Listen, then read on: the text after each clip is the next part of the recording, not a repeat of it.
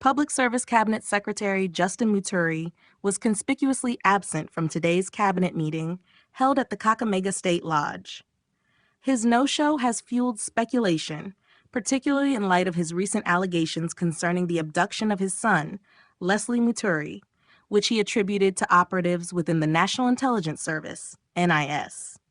Muturi previously claimed that his son was released following direct orders from President William Ruto to NIS Director Nordin Haji, a revelation that has drawn significant attention and raised questions about internal government dynamics. The meeting, chaired by President Ruto, marked the first cabinet session of 2025 and carried a tone of transformative ambition. Ruto highlighted the inclusive government's potential to drive impactful change across Kenya, reinforcing his administration's commitment to tangible progress. Yet, Muturi's absence cast a shadow, subtly challenging the unity Ruto sought to project. During the session, the cabinet approved several sweeping measures aimed at streamlining government operations and enhancing efficiency. These included merging 42 state corporations into 20 entities, dissolving 9 corporations with functions transferred to relevant ministries, and restructuring or dissolving outdated and underperforming entities. This reorganization reflects the administration's focus on fiscal responsibility and operational agility.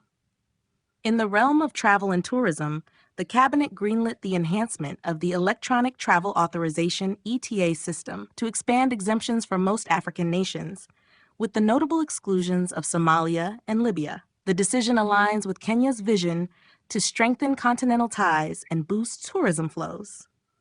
On the digital front, the cabinet adopted the Kenya Cloud Policy, signaling a push to improve digital service delivery and attract foreign investments. Similarly, the education sector saw a significant policy shift with the approval of the dual training policy, designed to integrate classroom learning with practical industry training, fostering a workforce more attuned to market needs. Muturi's absence, however, has sparked speculation about his future in the cabinet. Many see his allegations against the NIS as a bold and risky move that may strain his relationship with the administration. Should this lead to his resignation or dismissal, the resulting cabinet reshuffle could prompt significant shifts within President Ruto's inner circle. This development underscores the complex interplay between governance, personal grievances, and political maneuvering. While the cabinet meeting highlighted ambitious policies, Muturi's absence and the controversy surrounding it has created an air of uncertainty. The next steps will determine not just his fate, but also the stability and cohesion of Ruto's administration in navigating sensitive political waters.